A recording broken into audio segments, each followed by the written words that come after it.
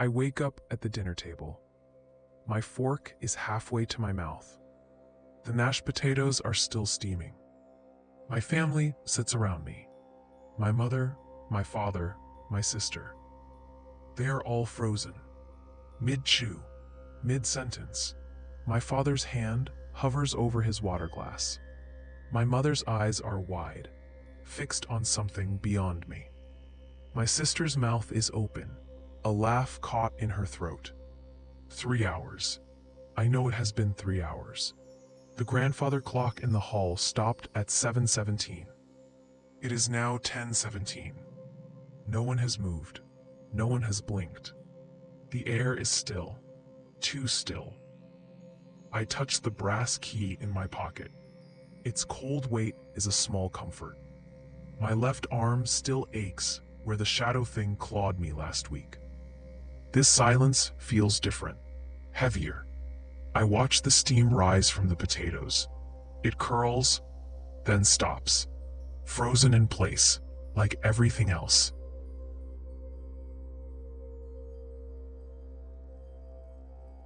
I push my chair back. The sound scrapes loud in the silence. My family remains frozen.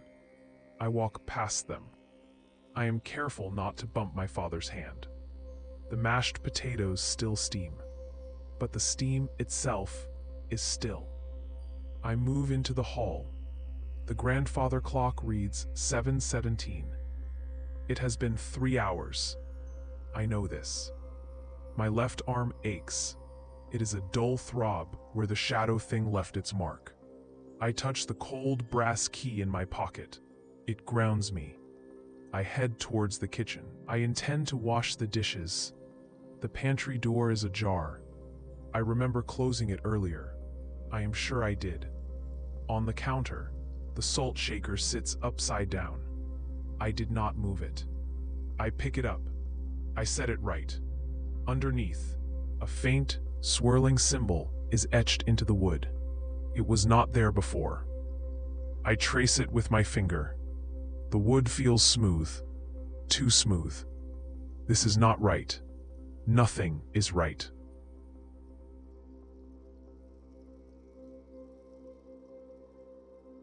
I trace the swirling symbol again. The wood feels unnaturally smooth beneath my finger. My left arm throbs, a dull reminder of the shadow thing. I pull the brass key from my pocket. Its cold weight, a small comfort. I look around the frozen kitchen. The silence presses in. I pick up a butter knife from the drying rack. Its dull edge feels heavy. I press the tip to the counter, next to the etched symbol. I try to mimic the swirl, pressing down. Nothing happens. No mark appears. The wood remains pristine. But as I lift the knife, the original symbol on the counter shimmers. A faint, almost inaudible hum vibrates through the wood. It lasts only a second. Then it is gone. The symbol remains, still and silent. I just watched it. This is a response. But what does it mean? I don't know what to do next.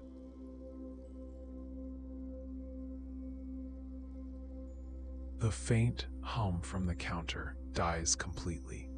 I stand still, my finger still resting on the symbol. The kitchen light directly above me flickers. It dims, then brightens, but only by a fraction. The symbol on the wood seems to pulse with the light, casting strange, dancing shadows across the pristine counter. I watch it, my breath held. The light settles into a dull, persistent glow, much weaker than before. This feels wrong. A figure steps into the kitchen doorway.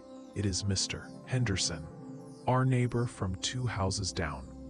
His eyes are rolled back, showing only white. A fixed, unsettling smile stretches his face, too wide. His voice is flat, distorted, like a broken record. The path is always visible, but never clear. He turns slowly. He walks back out of sight, his footsteps silent. The light above the counter flickers once more, confirming its new, dim state. The symbol is harder to see now, almost swallowed by the gloom. My left arm throbs, a dull, constant ache. I grip the cold brass key in my pocket. The hum is gone. The light is wrong. Mr. Henderson is gone.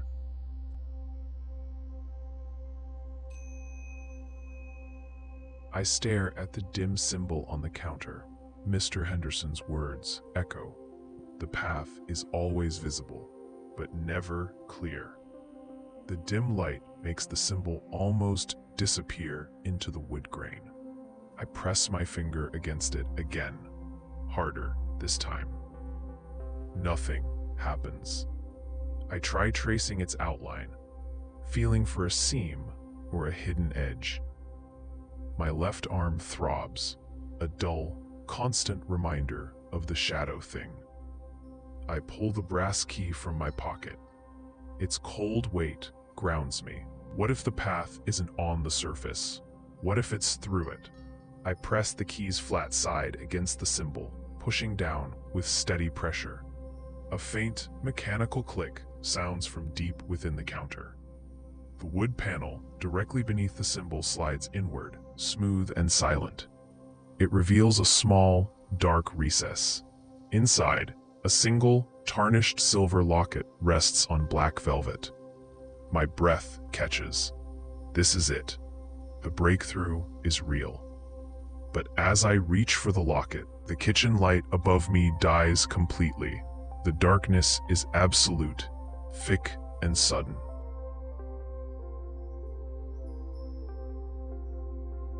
The darkness is absolute, thick and sudden.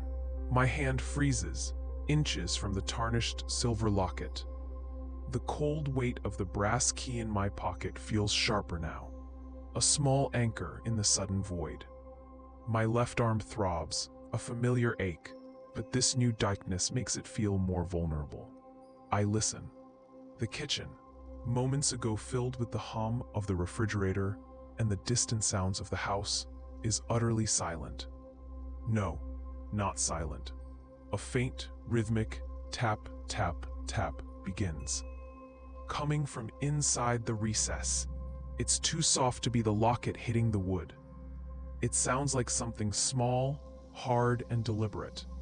The air around me grows colder, a chill that isn't just the absence of light. It feels like a presence. I can't see the locket anymore, but I can feel the faint vibration of those taps through the counter, up my arm. The path is always visible, Mr. Henderson said. But this path feels like it just vanished, replaced by something else entirely. I don't move. I just listen to the tapping, waiting.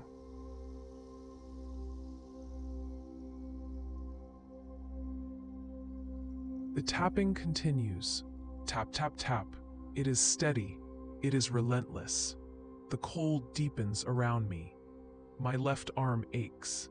The brass key feels heavy in my pocket. I don't move. The darkness presses in. A faint blue light appears. It illuminates Mr. Davies by the pantry door. His eyes are rolled back. A fixed smile stretches his lips. The path requires a matching pulse, he says. His voice is flat. It is not his voice. The blue light fades. Mr. Davies blinks. He looks confused. Everything all right, TVERO? He asks. He rubs his temples. He walks out of the kitchen. The tapping from the recess changes. It becomes faster.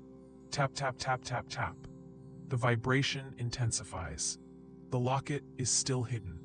I need to understand the pulse.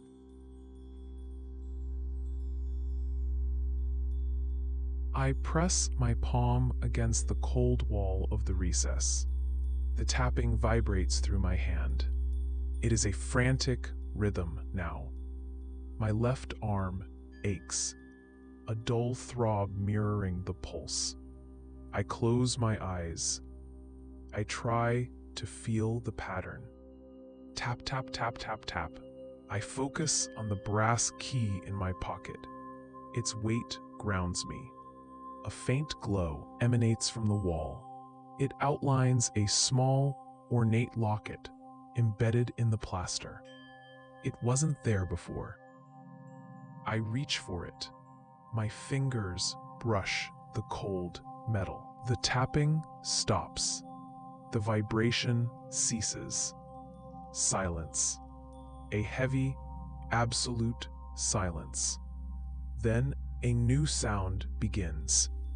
A slow, steady thump, thump from inside the locket itself. It is a different pulse, a deeper one. I need to match that.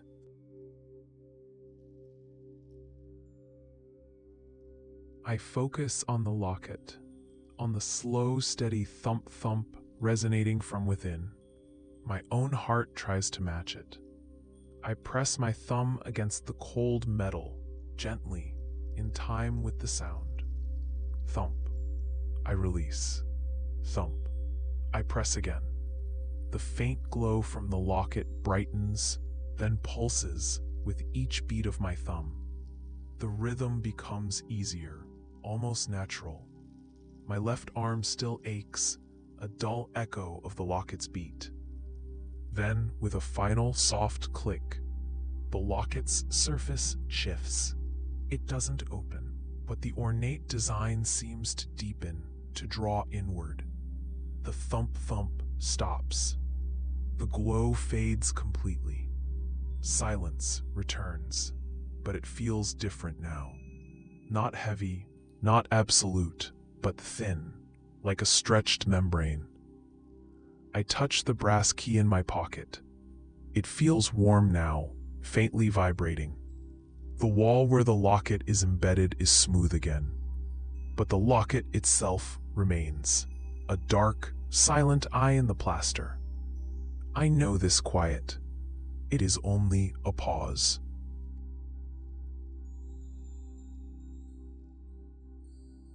The locket is a dark eye in the wall. It is silent now. The plaster around it is smooth, as if nothing ever shifted. The thump-thump is gone. The glow has faded. I press my palm against the cool surface. Nothing. The silence is still thin, stretched. It feels like a breath held, not released. I know I did something. I followed the rhythm. I made the locket respond. But what did it mean? What was its purpose? The larger puzzle remains. I don't understand the scope of it. I don't know what comes next.